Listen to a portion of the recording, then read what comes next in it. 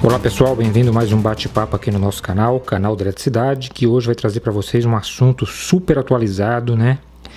Que está sendo muito comentado no Brasil e em todo o mundo, né? Que é a gestão da energia elétrica e a eficiência energética, tá? Como todo mundo sabe, a gente está passando por uma crise energética no país, onde as contas de energia estão vindo cada vez mais caras. Então, o objetivo dessa série de videoaulas aqui é justamente entender, interpretar, entender como é que é feito a precificação, entender como é que é composta, né, uma conta de energia elétrica e poder aí então tomar decisões que possam culminar na economia de energia elétrica. Por exemplo, essa conta que nós estamos mostrando aqui de R$ 37.288, eu consigo enxergar claramente aqui uma grande oportunidade de economia de energia elétrica, tá? Então é possível economizar aqui, assim, de grosso modo eu posso dizer, só olhando para essa conta, que já é possível economizar aqui de 30% a 40%, dependendo aí de alguns investimentos que se possa fazer na unidade consumidora, tá ok? Então é basicamente isso que a gente vai falar agora nesse primeiro capítulo, como interpretar uma conta dessa e enxergar uma oportunidade de energia elétrica. Essa outra conta também aqui de R$ 42.447, a gente consegue ver claramente aqui, tá? Uma grande oportunidade de economizar energia, a energia aí também da ordem aí de pelo menos R$ 15.000 por mês é possível tirar dessa conta. Mas para a gente entender como é que é feito a precificação, a gente precisa entender também alguns parâmetros, tá ok? Esses consumidores, eles podem ser atendidos em tensão primária de distribuição ou em tensão secundária de distribuição, que é o que nós vamos falar agora, tá ok?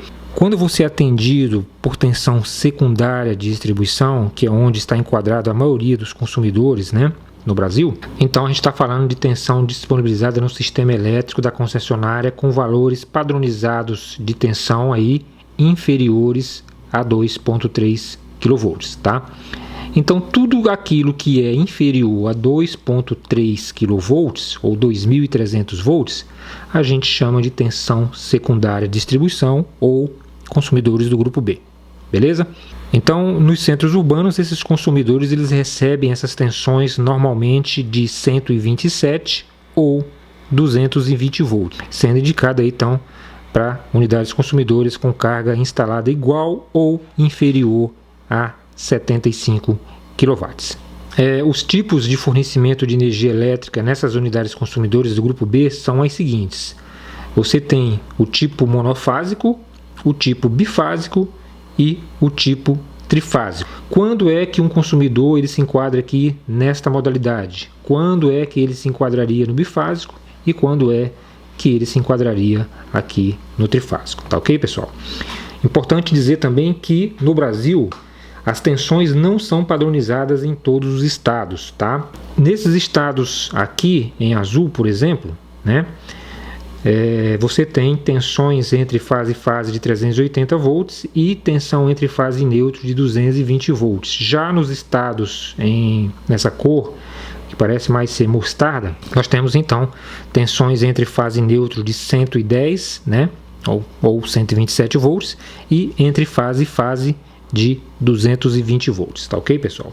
Portanto, isso aqui é um padrão monofásico, pode ser 127 ou 220 volts e normalmente esses consumidores são atendidos aí com dois fios, né, com dois condutores, sendo portanto 127 ou 220 volts, tá? Através de transformadores monofásicos individuais ou através da rede de distribuição alimentados por transformadores públicos de distribuição, tá? Isso aqui é uma configuração bifásica, né? São unidades consumidoras a serem atendidas a 3 condutores, né? Sendo 2 fases e um neutro, nas tensões 220 ou 380 volts através de redes de distribuição alimentadas por transformadores trifásicos com tensão entre fases aí de 220 ou 380 volts ou entre fases e neutro de 127 ou 220 volts, beleza? Finalmente aqui nós temos então um padrão trifásico, né, que são unidades consumidoras a serem atendidas a 4 condutores, sendo 3 fases e um neutro, na tensão de 220 ou 380 volts através de redes de distribuição alimentadas por transformadores trifásicos com tensão entre fases de 220 ou 380 volts e tensão entre fase neutro de 127 ou 220 volts, tá? Pessoal, essa tabela aqui é extremamente interessante, tá? É uma tabela disponibilizada pelas normas técnicas de distribuição das concessionárias, portanto, cada concessionária tem a sua própria tabela, né? E ela realmente é uma bíblia do instalador. Tá? Ela realmente é uma bíblia do instalador, tá? É através dessa tabela que a gente consegue, então, dimensionar aí o ramal de ligação. O que nos diz essa tabela aqui? Ela nos diz que para consumidores monofásicos, né, com potências prováveis de até 4 kW, o disjuntor recomendável é o de 32 amperes, tá? Ou de 30 ou 32 amperes. O cabo multiplexado, aquele cabo aéreo do ramal de ligação, né, que vem do poste de distribuição, é de 10 milímetros. Tá? E o condutor mínimo do cliente é de 6 milímetros. Nós estamos falando de um sistema monofásico, né? 2 fios. Quando você tem potências prováveis de 4.1 a 10 kW, aí o disjuntor é de 63 ou 70 amperes. O cabo aéreo multiplexado é de 10 milímetros, né? Evidentemente que nós estamos falando de cabos de alumínio, 10 milímetros. E o mínimo do cliente é cabos de cobre de 10 milímetros, sendo 10 para a fase e 10 também para o neutro, tá ok? Também 10 milímetros para o condutor de aterramento. Quando o cliente ele tem uma potência provável acima de 10 kW, né? Aí automaticamente esse cara já se enquadraria num sistema bifásico ou trifásico, tá? Portanto, se é um sistema bifásico, abaixo de 10 kW, o disjuntor é de 40 e o condutor multiplexado de alumínio é de 10 milímetros e o de cobre também de 10 milímetros. De 10.1 a 15 kW, aí o disjuntor é de 60 amperes. Lembrando que nós estamos falando de consumidores que utilizam tensão de linha de 220 volts e tensão de fase de 127 volts. Tá? Tensão de linha sempre é a tensão entre fases e a tensão de fase sempre será a tensão entre fase e neutro, tá ok? Quando esse cara ele tem uma potência provável acima de 15 kW, aí esse cara já se enquadraria aí num sistema trifásico, tá? Portanto, se ele necessita de um sistema trifásico e a potência é inferior a 15 kW, aí o disjuntor será um disjuntor trifásico de 40 amperes. O cabo multiplexado de alumínio é 16 milímetros e o cabo de cobre do cliente mínimo de 10 milímetros, tá? Com eletroduto de 2 polegadas. De 15.1 a 27 kW, disjuntores tripolar de 70 amperes. Condutores de alumínio de 25 e condutores de cobre 16. Então vamos pular essa parte aqui, vamos direto aqui ao final da tabela, né? Quando você tem potências prováveis de 66.1 a 75 kW, aí você vai usar um disjuntor trifásico de 200 amperes, cabo quadruplex de alumínio de 95 milímetros, tá? E a parte do cliente, né? Cabos de cobre de 70 milímetros, sendo 3 fases de 70 milímetros e o neutro de 35 milímetros, tá ok? Você vai usar um eletroduto de 3 polegadas e o condutor de aterramento também é de 35 milímetros e o eletroduto do aterramento é de 1 polegada. Bom, lembrando aí, pessoal, que qualquer potência igual ou superior a 75 kW, automaticamente enquadraria essa unidade consumidora no grupo A, ou seja, fornecimento em tensão primária de distribuição, ou seja, é um cliente de média tensão, que é aquela tensão igual ou superior a 2.3 kV, ok? Isso aqui é uma outra tabela, né? Sendo que essa tabela aqui é para consumidores monofásicos de 220 volts entre fase e neutro, tá? Onde você tem aqui até 4 kW, aí o disjuntor é 25 amperes e o condutor é de 10, tá? De 8 a 12, portanto 63 amperes e o condutor 16. Então, se você tem uma potência instalada entre 50 e 75 kW e a sua tensão entre fases é de 380 volts, aí o disjuntor trifásico será de 125 amperes e os condutores serão de 35 milímetros. Lembrando que essas normas podem variar de concessionária para concessionária, tá? Isso aqui é uma norma técnica de distribuição do norte do país, pessoal, tá?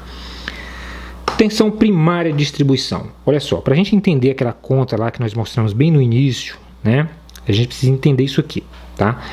Tensão primária de distribuição, pessoal, é aquela disponibilizada no sistema elétrico da concessionária com valores padronizados iguais ou superiores a 2,3 kV, normalmente nas regiões urbanas, né? Onde você tem aí 13,8 kV comumente, né?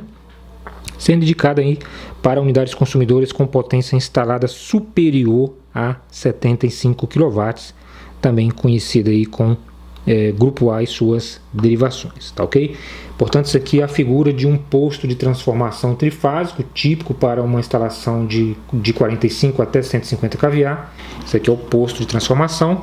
Portanto, se você tem uma potência superior ou igual a 75 kW, automaticamente você vai receber tensão primária de distribuição e vai ser tarifado como tal. Estudo de caso, tá? Vamos dar uma estudada aqui nesse caso, né? Olha só. Nós temos aqui uma fatura de energia elétrica de cerca de R$37 mil. Inclusive eu consigo enxergar aqui grandes oportunidades de economia, né? Talvez uns 12 ou 13 mil reais. Porém, é preciso a gente entender melhor como esses valores foram compostos, né? Só que para isto a gente precisa saber que esta unidade consumidora está inserida numa modalidade tarifária chamada hora sazonal verde, né? Que é uma das modalidades do grupo A, tá? E nesse caso aqui é o grupo A4, tá, pessoal? Mas o que são essas tais modalidades tarifárias orossazonais? Pessoal, olha só, essas tarifas, né, elas são caracterizadas pela aplicação de preços diferenciados de consumo de energia elétrica e de demanda também de potência, né, de acordo com as horas de utilização do dia e dos períodos do ano, né? Observe que aqui no consumo de ponta, tá? Nós temos 12.700 e já no consumo fora da ponta, né, nós temos apenas a metade deste valor aí. Então observe que esse consumidor, né, ele utilizou em apenas 3 horas do dia, né, que é composto de 3 horas consecutivas aqui entre 18 e 21 horas, tá? Mais do que o dobro do que ele consumiu nas outras 21 horas restantes do dia, tá ok? Tá? Então a gente consegue ver claramente aqui nesta tarifa que existe já indicação para geração de energia alternativa na ponta, né? Através de um grupo gerador a diesel, por exemplo, né? E isto eu conseguiria derrubar esse valor aqui para zero, né? Portanto, esses 12 mil desapareceriam daqui. Evidentemente que esses 12 mil ainda tem os impostos a serem lançados aqui. Talvez esse cara aqui vai para cerca de 20 mil reais aqui com os impostos, tá? A gente vai falar mais sobre isso também mais tarde, né?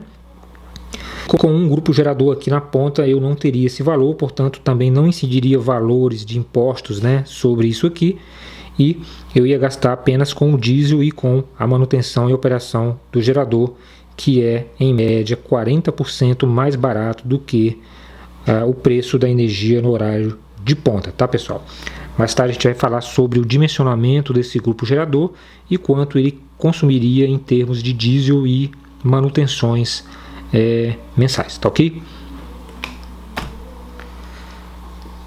Pessoal, olha só, como eu disse aqui ainda agora, o horário de ponta, né, ele é composto por um período de 3 horas consecutivas, né, abordadas em algumas regiões entre 18 e 21 horas. Pode ser que você tenha estados aí com horários diferentes desses que eu falei. Isso aqui é para o norte do país, tá? Incluindo aí feriados, né, com exceção aí dos sábados e domingos, quando para estes consumidores aí do grupo A, né, o custo de energia elétrica ele fica aproximadamente 10 vezes maior em relação ao período fora da ponta, né, que compreende as 21 horas restantes. Tá ok, pessoal? Bom, isso aqui ele não se aplica, tá, ao grupo B, só se aplica ao grupo A, beleza, pessoal? Então reparem que como se trata de uma tarifa 10 vezes maior, tá, em 3 horas do dia, então o valor cobrado aqui na ponta ele foi o dobro do valor cobrado nas 21 horas restantes do dia. Portanto, tendo em vista algumas variáveis aí, como o atual preço da energia elétrica, né, a potência instalada, o atual valor de diesel, os custos de implantação e demais custos operacionais com todos os insumos, né, eu já consigo enxergar aqui uma indicação para geração alternativa de energia elétrica na ponta, né, que vai me dar uma economia aí de aproximadamente 30 a 40%, né, através de um grupo gerador a diesel, inclusive com um payback de aproximadamente 1 ano para esse investimento, tá ok? Bom, pessoal, a gente já está se aproximando aqui de 20 minutos de aula, né, e aí como padrão a gente para por aqui. Um abraço e até o nosso próximo bate-papo.